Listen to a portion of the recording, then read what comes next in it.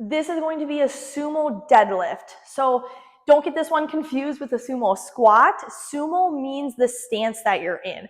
So it means we're a little bit wider. So think of like a sumo wrestler. You're being a little bit wider, legs are out, we're in more of like a stable position, we're not close.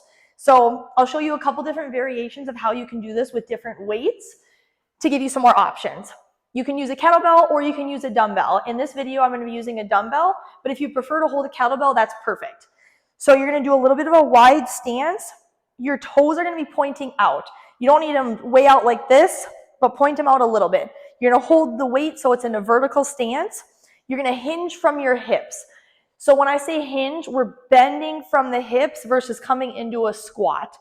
So watch a couple reps first, and then I'm going to walk you through the form because this is an exercise that can be a little bit tricky if we don't have the form right. So we're going to hinge from our waist. Bend the knees a little bit. Making sure you're breathing as you come up.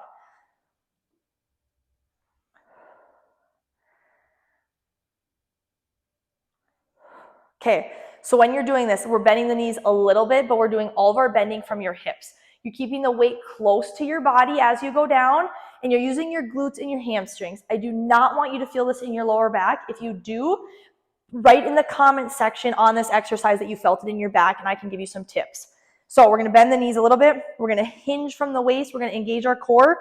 Keep that weight nice and close. Rock those hips back a little bit. Come up. Engage those glutes. Keep that weight nice and close. Stick those hips back as you come down. Come back up. I don't want you to be locking out your knees like this, and I don't want you going down like this. Think of hips, chest is coming down. We're coming down, down, about mid-shin. Come back up. So you want to feel this in the hamstrings, but it's going to feel more of a stretch versus a burn. So keep that in mind. So you're coming down, come back up. So that's one variation of how you can do this. You can also hold a kettlebell, like I said, or if it feels better for you, you can hold 2 dumbbells. You're going to go wide. You're going to put your toes out. You're going to have 2 dumbbells. You're going to kind of have them follow your legs. So you're keeping them close. We're coming down. Keep those hips back. Pull back up. Keeping that back nice and straight. We're not arching. Come back up. We're going down mid-shin. Keep that weight nice and close. Keep those hips back. Come back up. If you are working out at the gym, you can always use a barbell. Same form. Keep that weight nice and close to you. We're hinging, coming down. Come back up.